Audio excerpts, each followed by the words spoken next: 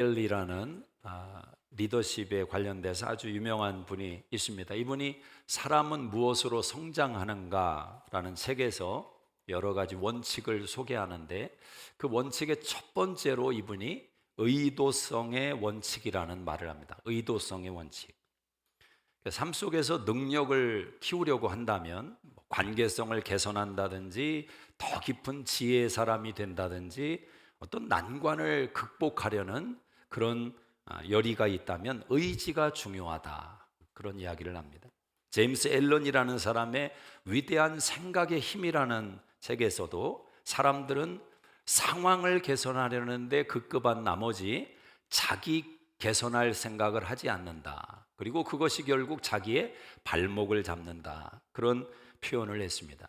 나를 결국은 바꿔가야 되는데 급급한 현실만 개선하다가 결국 발목을 잡히고 만다, 그런 이야기입니다.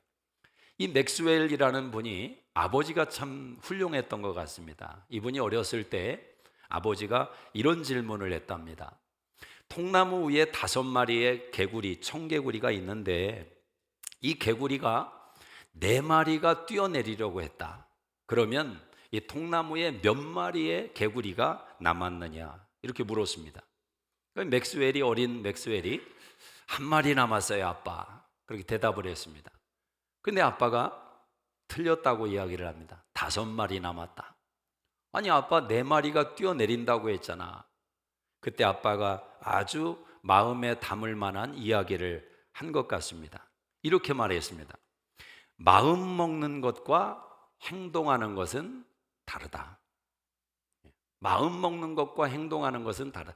누구나 다 마음은 먹지만 마음 먹은 대로 살지를 못한다는 거죠.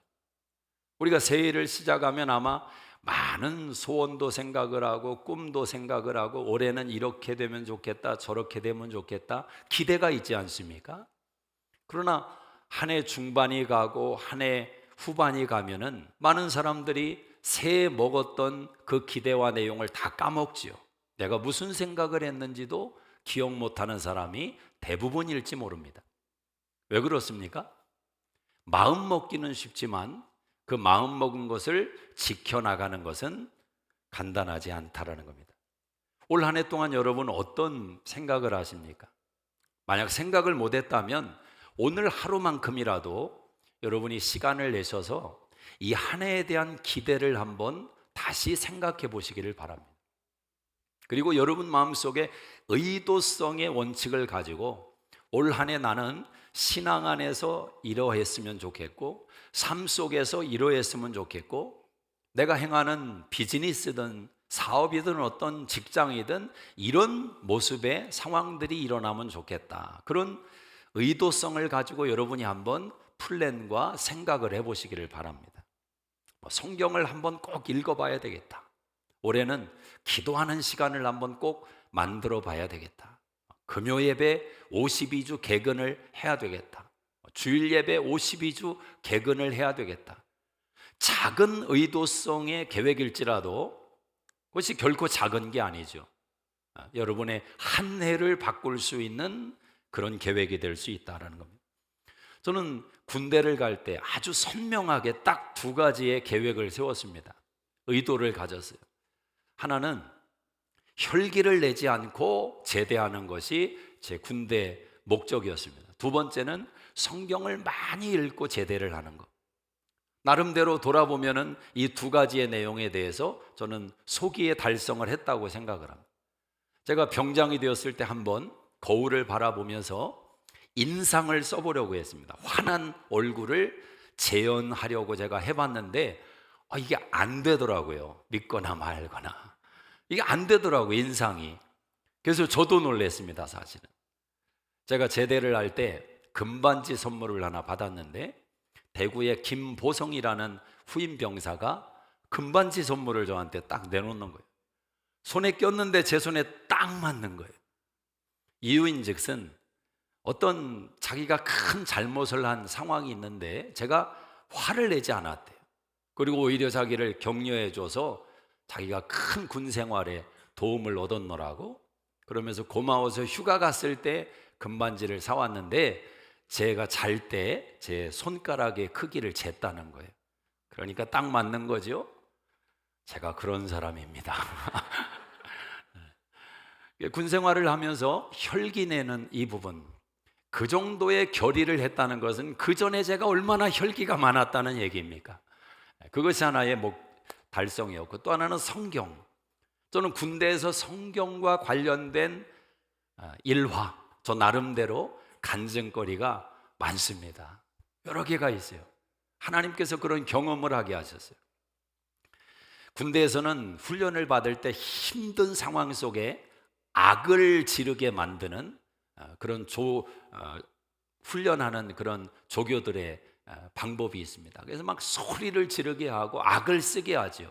그러면서 어려움을 이제 극복하게 만드는 건데, 저는 소리를 지를 때 두 마디를 제가 사용을 했습니다. 예수라는 말과 주여라는 말. 근데 예수를 알아듣게 예수하면은 안 되잖아요. 그래서 저만 알아들을 수 있는 의성어로 혀가 반쯤 풀린 그런 말을 하면서 예수님을 부르고 주여를 외쳤어요. 그렇게 군 생활을 보냈을 때 제가 의도했던 두 가지의 내용을 나름대로 경험하는 군 생활이 되었습니다. 올 한 해 동안 여러분이 다양한 부분에 있어서 의도를 가지고 여러분의 의지를 동원해서 계획을 세우시기를 바랍니다. 이런 것도 좋지요. 올 한 해 동안은 부부싸움을 한 번도 안 하고 24년을 보내겠다. 이걸 지키려고 한번 이 한 해 노력해 보시기 바랍니다.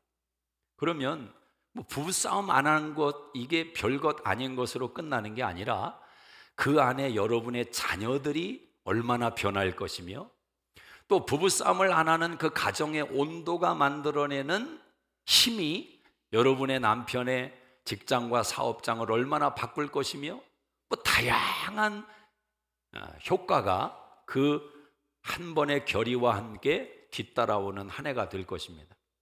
이 한 해 동안 여러분이 마음의 결단을 내려보시기를 바랍니다.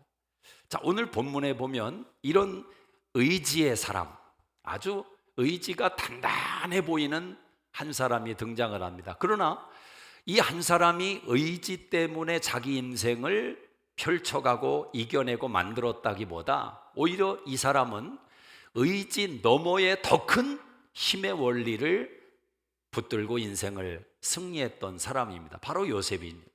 우리가 한 주 동안 요셉의 하나님이 나의 하나님이라는 주제를 가지고 말씀을 들었는데, 요셉이라는 사람은 의지가 탁월한 면도 있지만 하나님의 섭리라고 하는 깨달음을 가지고 인생을 살아냈던 사람이다라는 거예요. 하나님의 섭리라는 이 렌즈 속에 자기 인생을 들여다봤고, 하나님의 섭리라고 하는 울타리 안에서 자기 인생을 만들었던 사람입니다. 상처 입은 치유자라는 헨리 나우엔이라는 사람의 표현이 한 시대 많은 사람들에게 회자된 적이 있습니다. 예수님도 상처 입은 치유자다. 그가 상처를 아시기 때문에 상처 입은 자를 치유하실 수 있는 능력이 있는 분이다. 상처 입은 치유자라는 말이 요셉이라는 사람에게 너무 잘 어울리는 표현입니다. 이런 인생이 어디에 있습니까? 형제에게 버림받고 노예로 팔려와서 억울하게 감옥 생활을 하고, 아마 혀를 깨물었으면 12번도 더 깨물었을 그런 인생의 운명의 장난에 피해를 입은 사람이 요셉인데, 그러나 오늘 본문 속에 등장하는 요셉은 치유자의 모습으로 나타나고 있습니다. 고난을 통과한 사람이 그 고난을 통과하는 사람들의 위로자가 됩니다.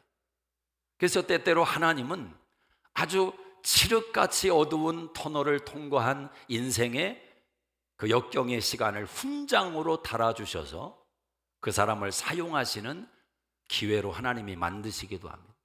병을 알아본 사람이 병든 사람의 심정을 압니다. 또 고난을 겪은 사람이 그 고난의 깊이를 압니다. 그래서 하나님은, 하나님 나라에는 쓰레기통이 없습니다. 하나님은 모든 것을 동원하셔서 합력해서 선을 이루게 하시는 분이 여러분의 하나님인 줄로 믿습니다. 요셉이 애굽의 총리가 되었습니다. 7년 흉년의 어려움을 극복할 수 있는 지혜자로 요셉이 한 나라에 우뚝 서는 인생이 되었습니다. 요셉의 인생은 한마디로 따라하십니다. 형통한 인생이다.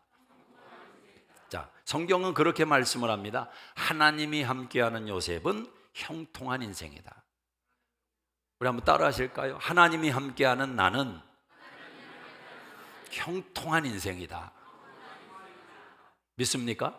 네. 하나님이 함께하는 나는 형통한 인생. 우리 옆에 분 한번 축복합시다. 새해인데 하나님이 함께하는 집사님은 당신은 형통한 인생입니다. 형통한 인생입니다. 여러분, 창세기 12장에 아브라함을 하나님이 축복하실 때 뭐라고 하십니까? 기가 막힌 축복을 하십니다. 너를 축복하는 자에게 내가 축복하고 너를 저주하는 자에게 내가 저주하겠다. 여러분에게도 적용된다고 믿습니까? 로마서 4장에 보면 예수를 구주와 주님으로 영접한 하나님의 자녀들에게 아브라함의 복이 그의 복이 되게 하겠다고 성경이 말씀합니다. 여러분을 축복하는 자를 하나님이 축복하십니다. 아멘이 작으신가? 한번 이건 교회가 좀 떠나가도록 아멘 해봐. 여러분을 축복하는 자를 하나님이 축복하실 겁니다. 아멘. 믿습니다. 그런 정체성을 가지고 살라 말입니다. 여러분을 저주하는 자를 하나님이, 저주라는 단어가 하여튼 그래서 그렇지만 성경에 그렇게 나와 있어. 그런 믿음을 가지고 살자는 거죠. 내가 하나님 앞에 그런 형통한 자다. 그럼 얼마나 자기 자신을 또 돌아보고 노력을 하겠습니까? 자, 요셉은 형통한 자로 하나님이 사용하시는 그 정점에 서게 되었습니다. 근데 어느 날 이 형제들이 기근을 맞이해서 양식을 구하러 애굽에 왔다가 먼 발치에 앉아 있는 애굽의 총리를 보게 됩니다. 근데 형들은 그가 요셉인 걸 몰랐어요. 요셉은 한눈에 알아봤습니다. 그 앞에 서 있는 자들이 바로 자기를 판 형들인 것을 한눈에 알아봤습니다. 요셉인 것을 알지 못하는 형제들은 애굽의 위대한 리더 총리 요셉 앞에 고개를 숙이고 있습니다. 근데 요셉이 자기의 정체를 드러내지 않습니다. 20년 만에 형들을 봤는데 요셉은 형들에게 다가서지를 않습니다. 아마도 요셉의 마음속에 두려움도 있지 않았을까요? 요셉도 충격을 받았을 겁니다. 그런 이야기도 들어봤습니다. 군대에서 선임병에게 아주 이렇게 모진 갈굼이라고 그러죠. 그런 걸 막 당한 경험이 있는데 사회에 나왔다가 우연히 그 고참을 만나게 됐는데 갑자기 내 몸이 굳더라. 벌써 시간이 한참 지났지만 몸은 과거를 기억하지 않습니까? 여러분, 몸의 기억이라는 게 최고입니다. 몸의 기억이. 어제 새벽 예배 마치고 이렇게 장로님들하고 탁구를 치는데 우리 박 장로님이 처음에는 탁구를 치시는데 제가 볼 때 옛날에 그 모습이 아니더라고요. 어쩔 줄을 몰라 하시는 거예요. 근데 조금 이렇게 치고 나니까 몸이 기억을 하는 그 실력이 나오시더라고요. 몸이 기억을 합니다, 여러분. 이게 참 무서운 겁니다, 사람은. 근데 요셉은 그런 두려움이 있었을 수도 있습니다. 그러나 그보다도 요셉을 관통하고 있는 생각은 형들을 위해서 요셉은 자기를 드러내지 않습니다. 그때부터 요셉이 어떤 일을 합니까? 형들의 마음을 테스트하기를 시작합니다. 형들의 지금 마음 상태가 어떤지 요셉은 사건을 통해서 그들의 마음을 들여다보려고 하는 것입니다. 형들이 곡식을 사가는 곳에 물건을 담아 놓습니다. 그래서 한 형제를 붙들어 놓습니다. 그리고 동생 베냐민을 데려오면 이제 모든 것을 다 해결해 주겠다고 제안을 합니다. 그 과정 속에서 요셉의 형제들은 많은 생각들이 오고 가는 것입니다. 그러던 차에 베냐민을 데려오게 되었는데 베냐민의 가져가는 곡식의 내용물 속에도 요셉이 물건을 숨겨두고 결국 베냐민을 포로로 잡으려고 하는 것입니다. 그때 그 절체절명의 위기 속에서 유다라는 형의 속마음이 나타나기를 시작하는데 이렇게 묘사를 하는 겁니다. 44장 16절을 한번 읽어보시기 바랍니다. 44장 16절 시작. 유다가 말하되 우리가 내 주께 무슨 말을 하오리까? 무슨 설명을 하오리까? 우리가 어떻게 우리의 정직함을 나타내리까? 하나님이 종들의 죄악을 찾아내셨으니 우리와 이 잔이 발견된 자가 다 내 주의 노예가 되겠나이다. 유다라는 형제를 통해서 하나님께서 그의 마음을 건드리시는데 지금 계속 진행되는 일을 가만히 생각하니까 유다가 어느 순간 깨달은 겁니다. 하나님이 우리의 죄악을 찾으시는구나. 우리도 기억하지 못했던 지난날의 그 잘못된, 동생을 향해서 행했던 잘못된 그 죄악을 하나님이 지금 들춰내신다는 것을 유다가 깨닫게 되는 것입니다. 아버지 야곱과 베냐민의 이 관계가 생명의 관계로 결탁되어 있는 것을 아는 유다는 자기를 희생 제물로 던지면서 베냐민을 데려가야 된다고 요셉에게 설득을 하는 겁니다. 이때까지만 해도 요셉이 바로 동생인 것을 그들은 모르고 있습니다. 요셉은 그 마음속에 요셉이 갖고 있는 상처는 어떻게 말로 표현할 수가 있겠습니까? 아마 저와 여러분이 요셉의 마음속에 들어가 본다면 우리의 귀가 터질지도 모릅니다. 그 오랜 세월 동안 누르고 눌렀던 요셉의 원한과 억울함과 한과 그 수많은 감정들이 얼마나 깊이 뿌리 박혀 있겠습니까? 그런데 그 상황 속에서 요셉이 자기를 드러내는 것입니다. 어떻게 드러내냐? 내가 요셉입니다. 내가 요셉입니다. 여러분, 그 장면을 한번 상상을 해보십시오. 이 형들의 반응이 어떠했겠습니까? 아마 얼음처럼 저 알라스카 한 겨울의 추운 매달려 있는 얼음처럼 완전히 몸이 얼어붙지 않았겠습니까? 그들 앞에 서 있는 애굽의 총리가 요셉이다. 우리가 노예로 팔았던, 우리가 낄낄대며 조롱했던, 죽이자고 말했던 그 동생 요셉이 지금 애굽의 총리의 자리에 앉아 있습니다. 형들은 아무 말도 못하는 거예요. 오늘 성경은 이렇게 묘사를 합니다. 1절을 한번 보겠습니다. 45장 1절, 요셉이 시종하는 자들 앞에서 그 정을 억제하지 못하여 소리질러 모든 사람을 자기에게서 물러가라 하고 그 형제들에게 자기를 알리니 그때에 그와 함께한 다른 사람이 없었더라. 요셉이 큰 소리로 우니 애굽 사람에게 들리며 바로의 궁중에 들리더라. 20년 응어리진 상처가 터져버렸습니다. 마치 화산이 폭발하듯이 요셉의 그 마음속에 눌려있던 상한 감정이 터져버렸습니다. 요셉이 우는데 소리를 질러옵니다. 영어 성경에 보니까 요셉이 컨트롤을 할 수가 없었다고 이야기를 합니다. 얼마나 큰 소리로 우는지 바로의 궁정에 그 소리가 다 들렸습니다. 여러분, 이런 울음을 울어보셨습니까?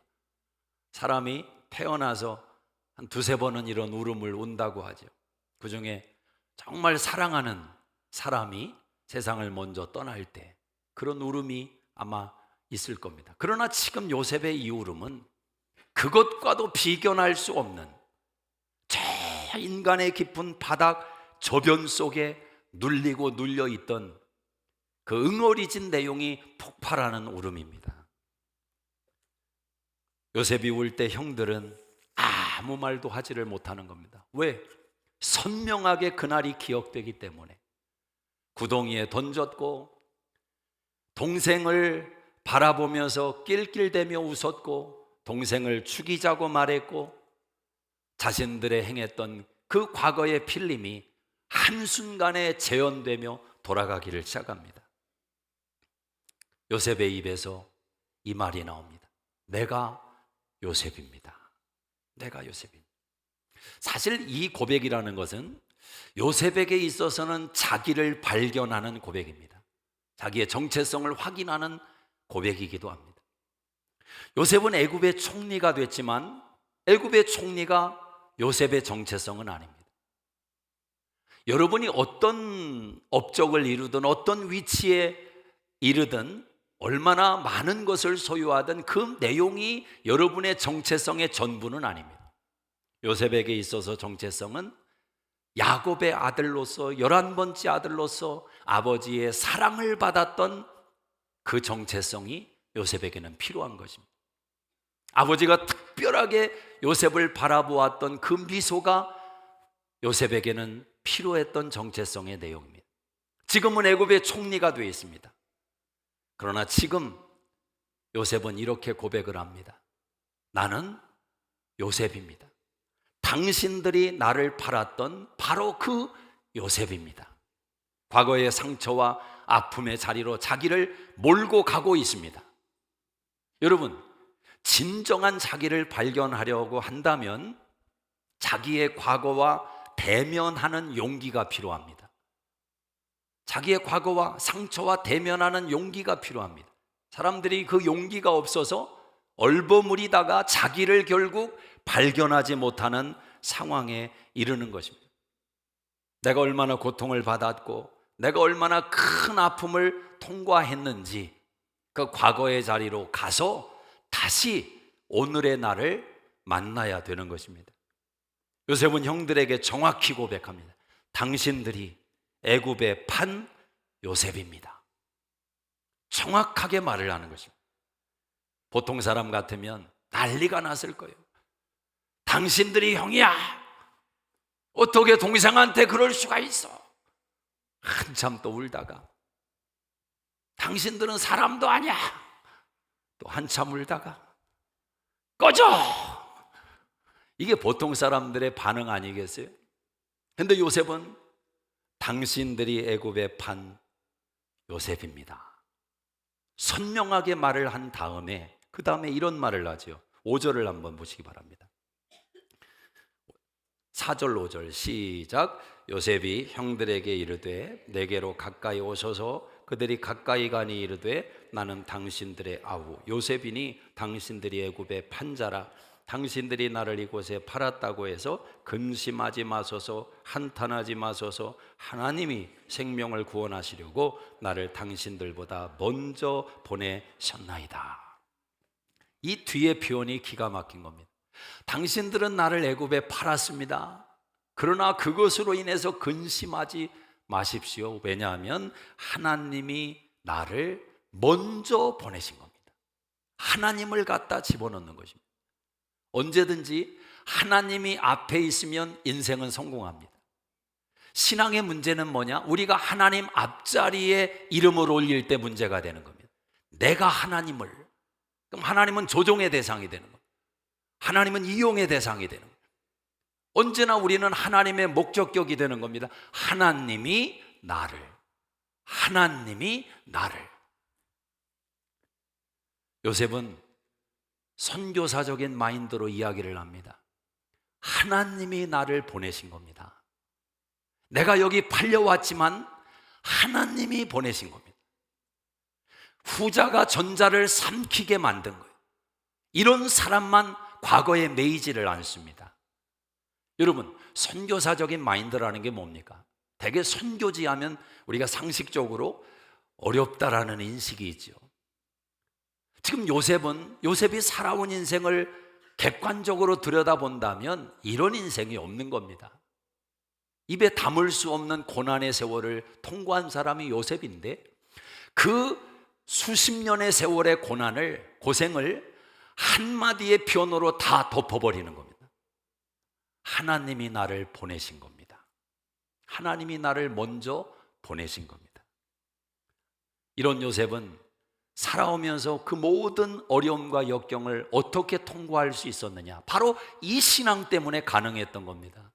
하나님이 함께 하시기 때문에, 하나님의 뜻이 있고 하나님의 목적이 있기 때문에 내가 지금 노예로, 내가 지금 감옥에 처해 있는 이 모든 현실이 내가 다 알 수 없지만 하나님의 뜻이 있고 하나님의 계획이 있음을 요셉은 인정하며 살았단 말입니다.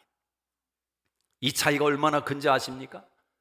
여러분, 드라마가 성공하기 위해서는 드라마에 반드시 뭐가 있어야 되느냐? 갈등이 있어야 됩니다. 갈등이. 그래서 작가들은 갈등을 잘 만들어내는 사람이 드라마 성공의 키를 가지고 있는 거예요. 근데 이 갈등보다 더 중요한 게 뭐냐? 드라마는 마지막이 중요한 거예요.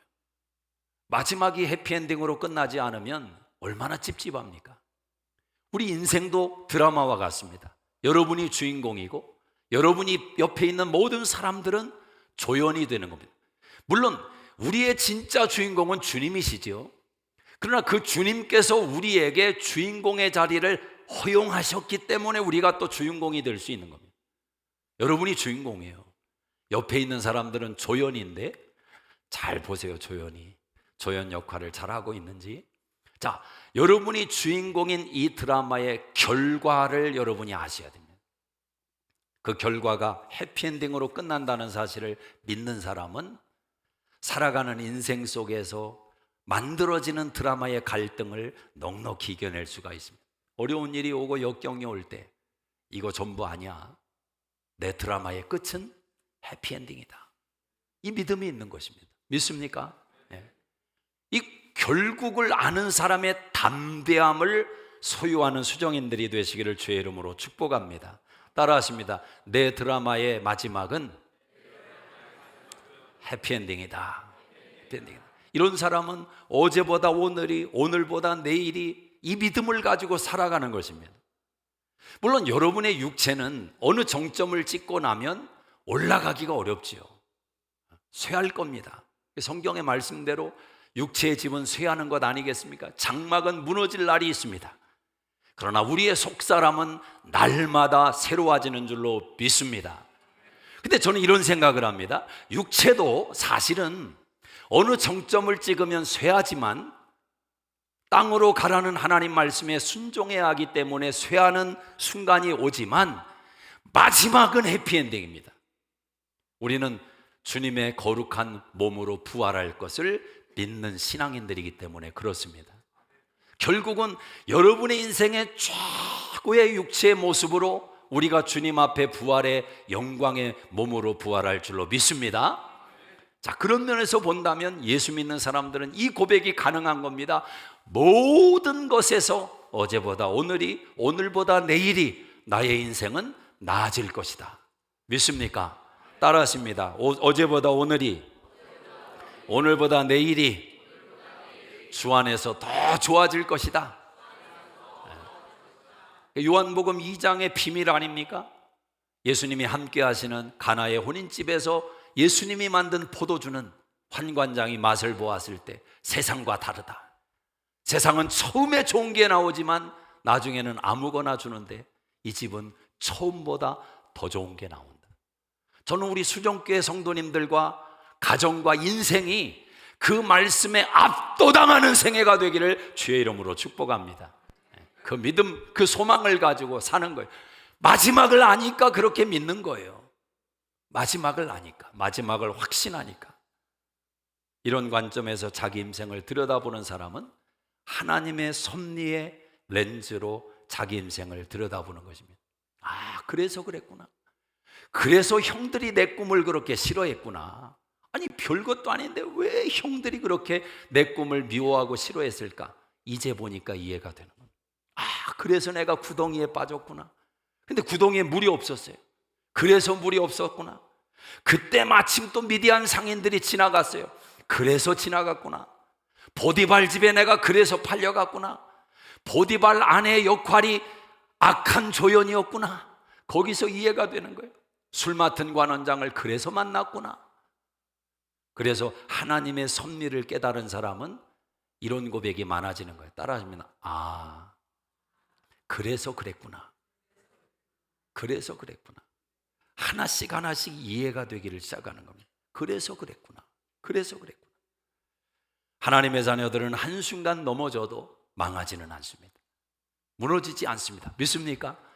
잠언 24장 16절에 의인은 7번 넘어질지라도 8번째 일어난다. 올 한 해 동안도 좋은 일만 있으면 얼마나 좋겠어요.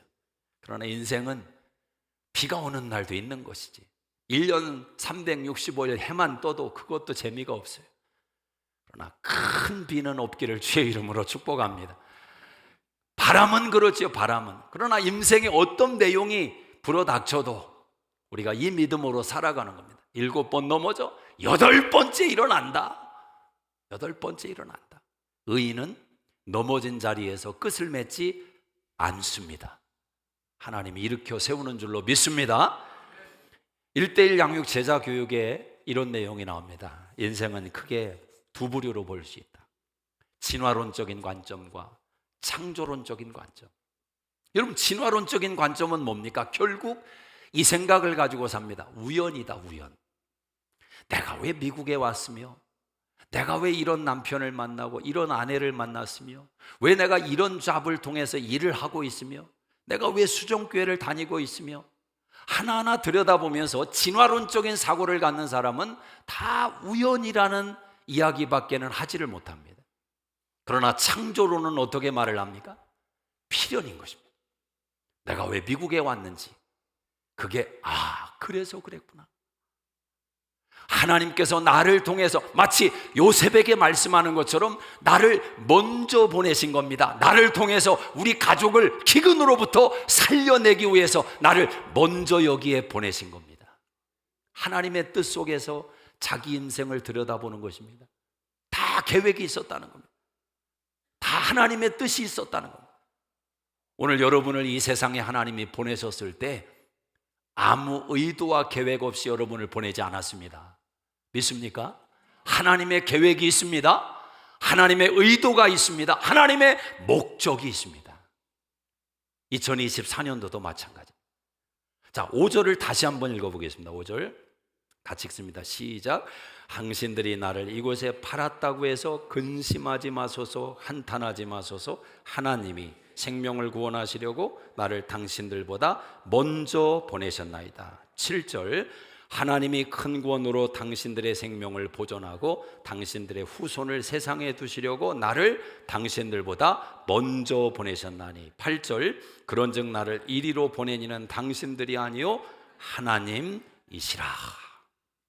5절, 6절, 7절, 8절에서 계속 요셉이 반복하고 있는 게 뭡니까? 나는 팔려왔지만 팔린 인생이 아니라 하나님이 보내신 겁니다. 여러분, 똑같이 인생을 살아도 팔려온 인생을 사는 것과 보냄받은 인생을 살아가는 것은 얼마나 차이가 많은 것입니까? 후자가 전자를 덮어야 됩니다. 후자가 전자를 덮어야 돼요. 팔려온 현실이지만, 사실이 그렇지만 그 사실을 덮어버리는 진실은 하나님의 섭니다. 하나님의 계획이다. 하나님이 나를 먼저 보내셨습니다. 하나님의 목적이 있어요. 오바마 대통령의 증조부가, 오바마 대통령의 고조 할아버지가 2대 3대 위의 조상들 가운데 어느 누가 우리 집안에서, 우리 후대 속에서 미국의 대통령이 나올 것이다 상상이나 했겠습니까? 상상이나 했겠냐고요. 팔려온 인생으로 그 생각과 가치관이 머물러 있을 즈음에 그 후손 속에서 한 시대를 움직이는 대통령이 나왔다면, 오늘 저와 여러분의 가문 속에는 하나님의 섭리를 믿고 하나님을 의지하는 우리들의 생애 속에 하나님이 어떤 일을 이루실지 상상할 수 있겠습니까? 지난주에 특세 가운데 제가 간증을 나눠드렸는데, 우리 안계정 안수 집사님 가정에 경험한 하나님의 은혜를 나눠드렸습니다. 시애틀에서 이분들이 이사 온 지가 얼마 되지 않았어요. 작년 5월에 월경에 안은숙 권사님도 수술을 받았어요. 갑자기 피검사를 하고 테스트를 했는데 암으로 생각되는 종양 발견이 돼서 수술을 하게 됐는데, 검사를 해보니까 아직 암으로 다 가지는 않았다. 그래서 이제 그 종양을 떼어내는 수술을 했어요. 그리고 나서 이제 어디로 전이되지 않았나, 혹시 양성은 아닌가 또 의심이 간다고 해서 테스트를 받았어요. 근데 다행히 다 음성으로 나왔어요. 그때 이 권사님도 그런 고백을 하셨어요. 하나님이 이 상황을 너무 잘 아시고, 안 그랬으면 시애틀에 그냥 더 머물러 있었을 텐데 급하게 하나님이 달라스로 보내서 좋은 성도님들 만나고 좋은 교회 만나서 너무너무 하나님의 은혜 속에 이 때를 하나님이 준비하셨다, 그런 간증을 나눴거든요. 근데 몇 개월 지나서 이제 남편분이 병원에서 또 진단을 받았어요. 실제 암으로 진단을 받았어요. 근데 다행히 초기라 수술을 빨리 하면 좋겠다, 그래서 28일에 수술을 하셨습니다. 수술을 하고 한 주가 지나서 이제 병원의 의사를 만나서 상황을 다시 점검을 하는데, 의사가 너무너무 감사의 표현을 하는 거죠. 놀라면서 3mm만 더 자랐어도 급성암으로 사기로 발전할 뻔했습니다, 그 얘기를. 3mm. 방사선 안 해도 되고 항암 안 하셔도 됩니다. 그냥 약만 좀 드시면 되겠습니다. 얼마나 감사하겠어요. 하나님이 보내셨다. 하나님이 이 때를 위해서 우리 가정을 급하게 보내셨구나. 사랑하는 여러분, 큰 맥락에서 우리가 그 세계를 다 알 길은 없지만 소소한 인생의 걸음과 여정 속에서 하나님은 우리 인생 속에 이렇게 찾아오시고 우리를 때에 맞게 보내시는 그런 일들을 통해서 우리의 생애를 만들어 가십니다. 저는 24년도 하나님이 우리를 24년이라는 공간 속에, 시간 속에 보내고 있다고 믿습니다. 여러분 24년을 어떤 생각으로, 어떤 마음으로 가시겠습니까? 팔려온 인생으로 24년을 사시겠습니까? 하나님이 보내시는, 하나님이 목적을 가지고, 하나님이 뜻을 가지고 24년을 여러분에게 맡기시는, 보내시는 그 인생을 사시겠습니까? 기도하겠습니다. 자리에서 다 일어나시겠습니다.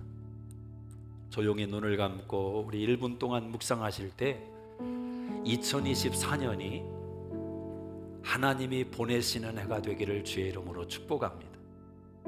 여러분의 가정으로 하나님이 여러분을 보내십니다. 매일 여러분의 집으로 들어가실 때마다 한번 이 마인드를 회복해 보십시오. 하나님이 가정의 선교사로 나를 지금 보내신다. 내 기분과 감정을 쏟아부을 수 있겠어요? 하나님이 보내시는데 여러분의 직장과 사업장으로 이 한 해 동안 하나님이 보내신다고 한번 고백하며 직장 생활을 하고 사업장으로 나아가 보시기를 바랍니다. 자세가 달라지지 않겠습니까? 팔려온 인생처럼 시간을 허비하는, 때우는 인생이 되지 마십시오. 하나님의 계획이 있고 꿈이 있다면 이 한 해 동안 하나님의 보내심 속에 우리의 삶의 자리가 놀라운 변화와 기적을 경험할 줄로 믿습니다. 하나님이 여러분을 보내십니다. 하나님 아버지, 팔려온 인생의 마인드가 아니라 형통한 인생의 마인드로 우리를 이 한 해 동안 묶어주셔서 하나님이 우리의 삶의 자리에 보내시는 그 목적과 뜻을 붙들고 이 한 해를 달려갈 때 우리를 통해 우리의 주변이 살아나고 회복되는 이 한 해가 되게 하여 주시옵소서. 우리를 축복의 통로로 사용하여 주시옵소서. 이제는 우리 주 예수